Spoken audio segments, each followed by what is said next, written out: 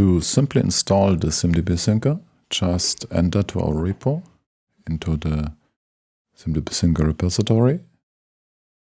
Then you click to code, copy this URL. From there, you go to your command line, you enter git clone and the URL, enter in the directory, and there you have a helper. Call it with up. Now it takes a little moment.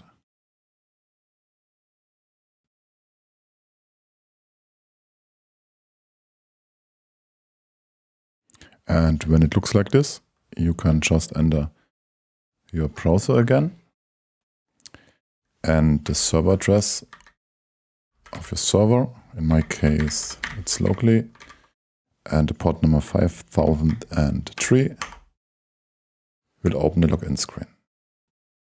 The next step from there would just to be create a login user. This goes in the command line again. Please note that I already stopped the syncer. There you use the helper again to start it. After it's started, you can use helper shell. And in this shell, you have the syncer's command line. And there you will find sys create user. And there you enter, let's go with this one. You enter your email address and you will automatically get a password.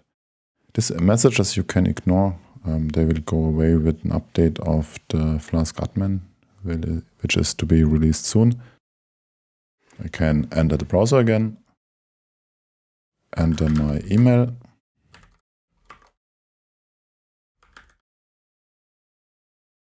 and paste the password.